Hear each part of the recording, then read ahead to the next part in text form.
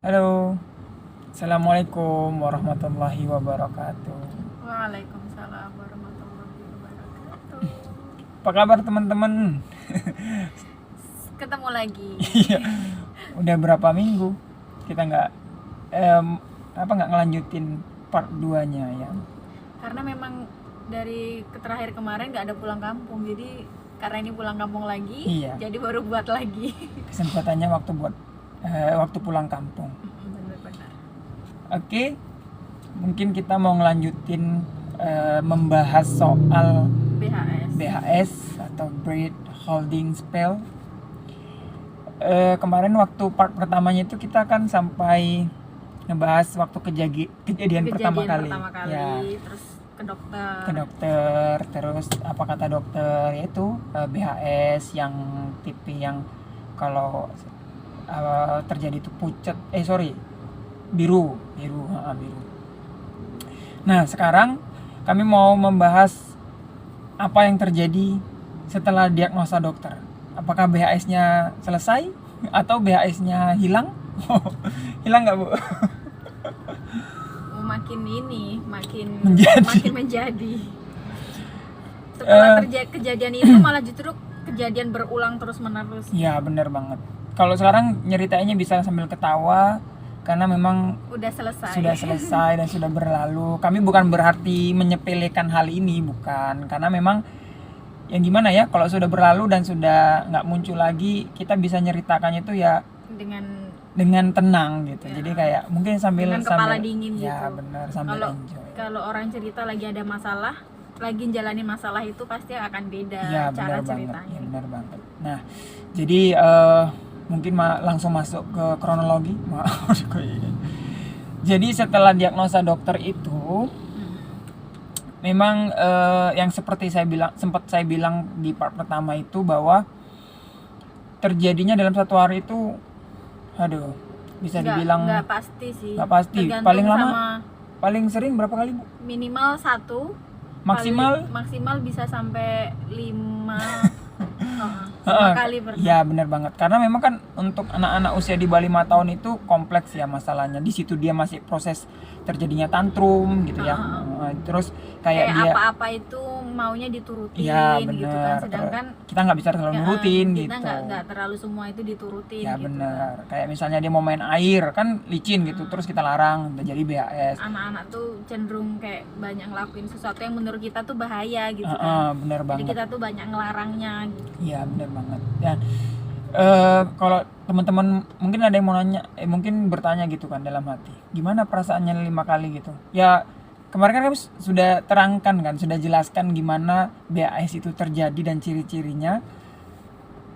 Wah, Ya memang kalau kita setiap kejadian ya kayak nggak tahu ya, kalau di benak ibu tuh setiap kejadian itu mikirnya tuh gini, ini anak bakalan nafas lagi nggak gitu. Iya, benar. Takutnya di situ sih. Iya, karena jadi jatuhnya setiap BAS itu terjadi, kita was-wasnya itu tadi. Karena kan ada proses berhenti nafas. Nah. Jadi yang ditakutkan itu ketika itu nanti kalau nggak nafas lagi gimana gitu. Bener banget itu. Jadi setiap momen BAS itu ya nggak pernah tenang, walaupun memang kata dokter ini sesuatu yang nggak bahaya, bakalan hilang setelah umur 5 tahun gitu kan.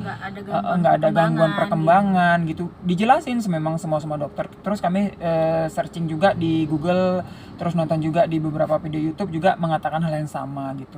Tapi pada saat kejadian tetap aja ya, Bu ya, cemas. Karena memang itu tadi, kalau misalnya dia nanti lupa napasnya terusan gitu kan, bablas gitu. Iya, terus pun gitu ya. Ya mungkin apa sih namanya, bentukannya pun bukannya yang biasa aja, serem. Bukan biasa aja, serem gitu kan, sampai badannya kaku, biru, menggeliat, biru. Terus kadang-kadang pun mau nangisnya itu sampai kayak agak ngorok. Nah gitu. Iya, itu kan tadi biru kan ya, tapi nanti setelah dia bangun nangis itu pucet ya, Bu ya. Pucet sedikit. Iya, pucet sedikit. Jadi kayak orang bener-bener lemes gitu ya. Kayak lemes. apa sih ya? Karena namanya berhenti nafas kan berarti nggak ada asupan oksigen kan. Iya. Jadi makanya kayak proses apa sih namanya? Ini lagi gitu, oksigennya tuh baru ini gitu. Makanya masih ada pucet-pucetnya gitu. Bener banget. Nah, makanya setiap momen BHS itu selalu buat spot jantung kalau saya bilang. Apalagi ibunya ya. Kalau saya kan kerja gitu kan. Ibunya saya suruh mantau tuh, misalnya buat kerja kan, gimana Hana ini tadi BHS itu udah lemes duluan, apalagi kalau ibunya sempet buat ngevideoin gitu kan, terus dikirim ke saya gitu, itu buat gimana ya, buat kerja juga jadi kurang semangat gitu ya. Tapi berjalannya waktu, ya namanya manusia ya, kalau misalnya sering diuji dengan hal yang sama, bukan karena kita itu kuat, cuman jadinya lebih biasa. Nah gitu, jadinya lebih terbiasa, akhirnya menyikapinya jauh lebih tenang ya, bukan tenang sama sekali. Tetap aja ketika BS itu terjadi, tetap lagi kita akan stres lagi, kemudian cemas lagi. Diskusinya itu terus berjalan, harus bagaimana dan harus apa gitu. Ya kan Bu ya? Iya sih, karena kayak maksudnya gini, apalagi waktu yang sampai sehari itu 5 kali gitu kan, kayak mikirnya tuh ini ngaruh nggak sih ini bakalan sama perkembangan. Ya benar, gitu itu kan. jadi tanda tanya sampai ini beneran ini besarnya nggak akan ada apa-apa ya benar ini benar gitu kan. benar. Makanya kami sempat ini tarik ulur untuk EEG enggak ya gitu ya. Teman-teman kalau mau tahu EEG itu nanti ini aja ya, searching aja ya. EEG itu simpelnya gini sih, merupakan alat untuk mendeteksi bagian saraf itu ada masalah enggak, ada gelombang yang rusak atau enggak gitu. Nah kalau memang ada yang rusak, otomatis akan mempengaruhi tumbuh kembangnya ke depannya gitu. Tapi kami memutuskan untuk enggak EEG karena kami pikir observasi dan kami pikir sampai sejauh ini maksudnya selama dia BHS itu kita observasi kan anaknya juga secara perilaku, perkembangan itu enggak ada penurunan gitu. Jadi ya walaupun pingin gitu ya, ibunya sih lebih enggak pingin, sayanya mau coba-coba gitu, enggak usah lah gitu. Tapi ya saya akhirnya terpengaruh dengan ibunya, ya udah positive thinking bahwa it's okay, semuanya baik-baik saja. Oke, akhirnya kita enggak EEG ya Bu ya. EEG ya, pokoknya intinya tapi tetap mantau terus waktu itu perkembangan Hana gimana, sesuai enggak gitu, terus ada masalah enggak gitu. Iya benar. Alhamdulillah sih waktu BHS setelah kejadian itu sih sama sekali enggak ada perubahan apa-apa gitu dari segi perkembangan gitu kan, kayak bahasa apa segala macam, pokoknya enggak inilah. Iya kan kami cuman juga bikin stresnya itu kenapa terus-terusan setiap hari selalu ada gitu. Iya benar, kami juga rajin screening sendiri, terus screening dengan dokter anak. Kalau misalnya lagi imunisasi itu kami juga tanya gitu, oke, bagus dan segala macamnya gitu. Itulah mungkin salah satu hal yang membuat kami cukup tenang, karena memang sejauh BAS itu terjadi perkembangannya juga so far so good ya Bu ya gitu. Nah cemas itu tidak bisa hilang, terus saya mencari solusi gimana caranya. Akhirnya ya karena gini, orang kalau misalnya sedang diuji sesuatu hal, otomatis dia akan cari apa ya namanya, circle yang sama gitu, atau komunitas yang sama, cari teman. Bener banget. Akhirnya saya sampai gini, saya cari di IG, karena kalau di grup apa namanya, di FB itu ada, Facebook itu ada, cuman luar negeri semua. Saya mungkin terbatas sama kemampuan bahasa kan, jadinya nggak ngerti juga, mereka nggak sepenuhnya ngerti apa yang mereka katakan gitu. Akhirnya saya coba cari di IG, caranya tuh kayak saya buat hashtag gitu ya, hashtag BHS atau hashtag bird holding spell gitu. Akhirnya banyak orang-orang yang ngepost dalam negeri Indonesia gitu. Akhirnya saya japri itu satu-satu orang. Pertama kali saya japri dan merespon yang sangat baik itu Mbak Resi, kalau saya nggak ingat ya, Mbak Resi. Nah akhirnya saya cerita sama beliau, dapat insight yang luar biasa, kemudian dapat apa ya, wawasan tentang BHS itu lebih luar biasa lagi, karena memang dia duluan, dia lebih duluan dari kami gitu. Akhirnya saya punya ide, Mbak, gimana kalau kita buat grup WA untuk kita sharing tentang BHS ini gitu.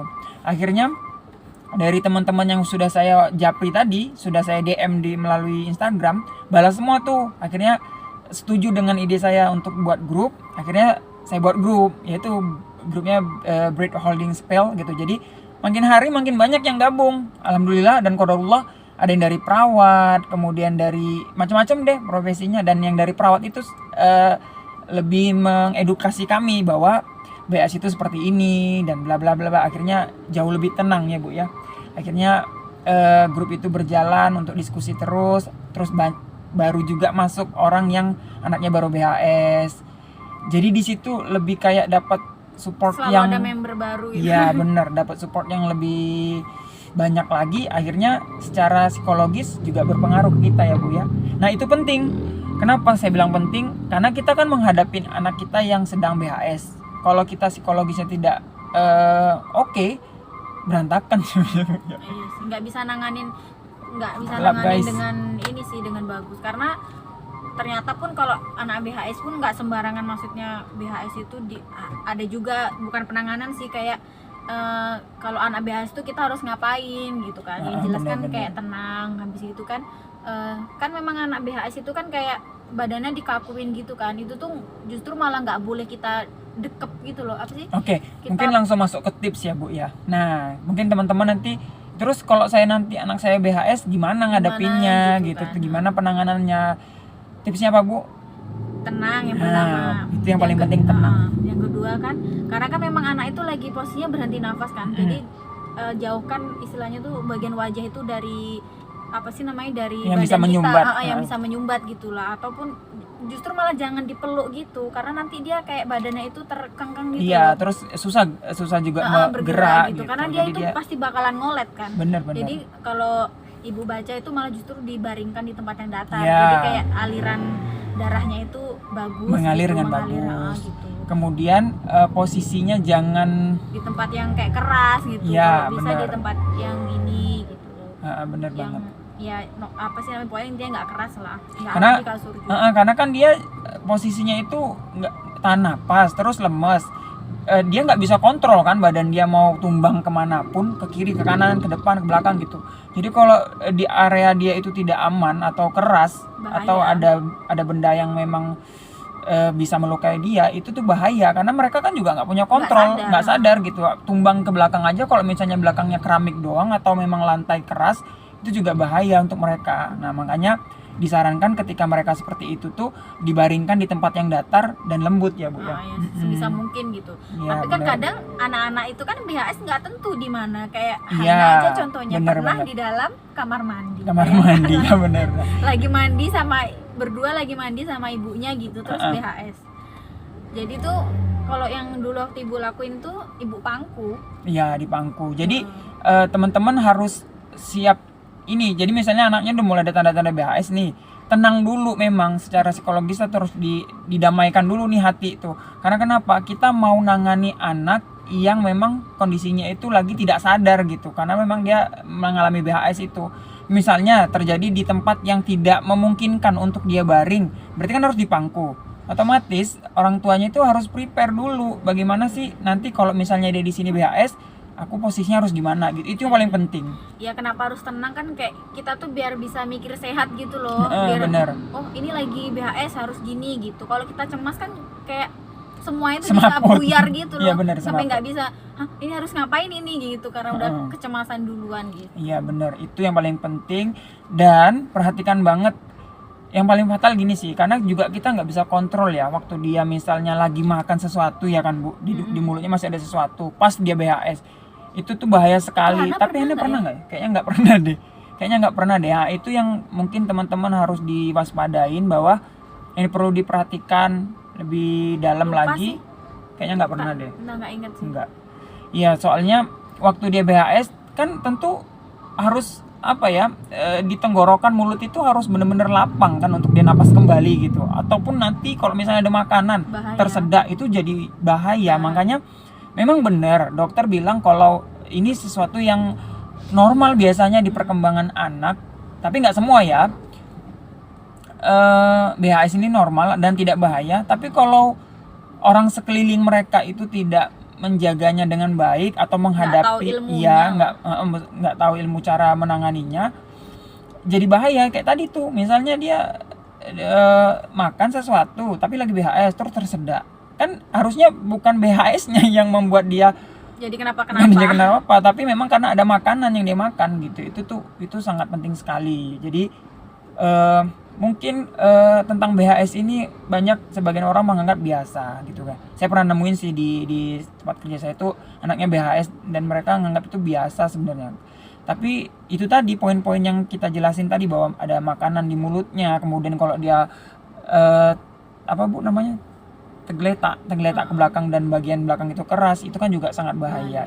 Itu perlu diperhatikan gitu. Itu yang kami lakukan ketika Hana BHS ya kan ya Bu ya. Nah terus yang paling penting juga karena memang Tapi dokter sih, ya Pak. gimana? Tapi ya sebisa mungkin kayak BHS itu kan nggak, kalau di Hana ya memang faktornya itu benar-benar lebih ke karena dilarang gitu, nggak bisa gitu, makanya dia sampai sering BHS. Bukan lebih ke karena sakit gitu ya, tapi lebih karena apa sih, emosi gitu loh Iya, dia. seringannya begitu karena dia emosi. Jadi itu saya bilang tadi anak di bawah 5 tahun itu kan pas fase-fasenya bisa penolakan. tantrum. Iya, paling nggak bisa dengar kata jangan ya, gitu. Penolakan. Ya penolakan, dilarang gitu tuh paling nggak bisa. Akhirnya mereka kan kesel. Itulah makanya sering jadinya BAS itu karena mereka sering kesel gitu loh. Sementara kita juga nggak bisa kan selalu ACC atau selalu setujuin apa yang dia mau, nggak mungkin kan. Contohnya dia mau main pisau, sementara masih kecil kan nggak mungkin kita teruskan kan, otomatis kita larang gitu kayak tapi gitu. tapi seharusnya memang sebagai orang tua harus punya caranya masing-masing sih, gimana caranya untuk melarang gitu kan. Bener. Ya mungkin kayak kalau ibu dulu sih ya namanya juga orang tua baru gitu kan, ya sambil belajar gitu kan, mungkin masih banyak yang salah gitu, makanya sering kejadian kayak gitu. Tapi kadang-kadang pun nggak kita larang, kayak Hana itu kan waktu di kamar mandi itu, jadi kan dia ngambil baut gitu kan, ada baut di dekat kloset gitu, jadi dia itu niatnya mau buka baut itu gitu, tapi dia nggak bisa. Nah, gitu kan, habis itu dia ngomong sama ibu gitu, ibu buka gitu kan, waktu itu udah bisa ngomong kan, walaupun cuman kak gitu kan, nggak bisa, nah ini nggak bisa dibuka mbak, nggak bisa gitu kan, ya langsung nangis gitu karena dia nggak mampu melakukan yang dia inginkan itu. Ya, bukan dilarang kan itu kan. Iya bener. Itu aja bisa BHS. Bisa BAS bener.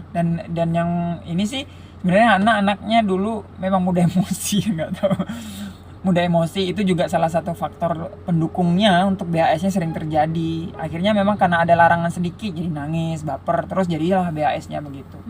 Itu ya benar tadi kata ibunya kan, bahwa tergantung orang tuanya bagaimana kita mengkondisikan anak kita tuh nggak sampai marah atau nggak sampai kesel ataupun nggak sampai cedera gitu ya. Pokoknya dua pemicu dari BHS itu jangan sampai terus terpapar di anak gitu. Kalau sebisa mungkin kita sebagai orang tua menjaga itu gitu, biar BHS-nya tidak sering terjadi. Gitu. Karena BHS-nya terjadi karena dua hal itu gitu. Kalau nggak ada dua hal itu, Insya Allah nggak BHS. Tapi kan pada kenyataannya anak-anak itu kompleks banget kan. Kalau misalnya lagi perkembangan bahasa bicaranya dan segala perilakunya itu pasti akan ada namanya ngamuk, marah gitu.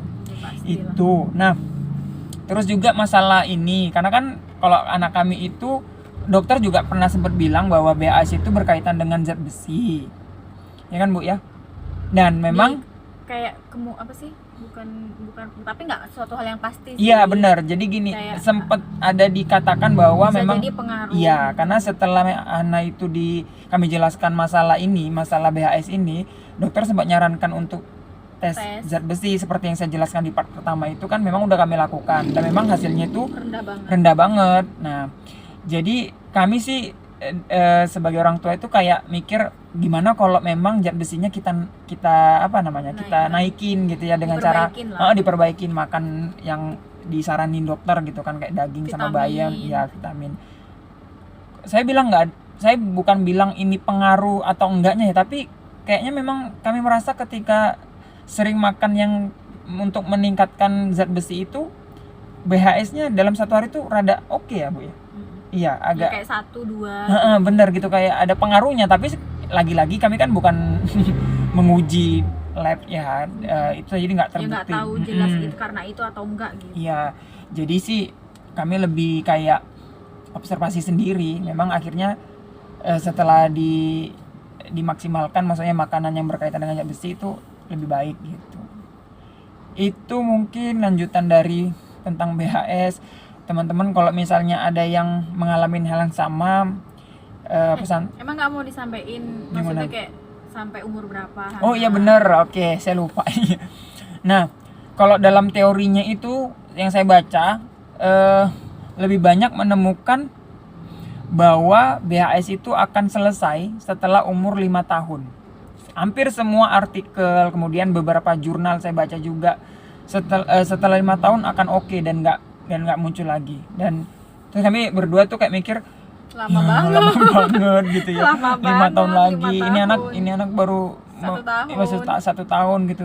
Ya Allah, nunggu 4 tahun lagi, kuat gitu kan. Kita nggak tahu juga apa yang terjadi selama BAS itu kan, yang kemungkinan yang kita tidak inginkan tadi kan, kayak tersedak dan segala macamnya. Tapi Cuman bisa ngelus alhamdulillah dada sih, dan karena nggak akhirnya sampai segitu. nggak sampai segitu. Umur berapa, Bu? mau 3 tahun. Mau 3 tahun beres BHS-nya. Tapi memang ini sih kan anak kan kayak berkembangnya usia kan dia lebih bisa kayak mengontrol emosi. Ya, itu poin kan. pentingnya. Sih.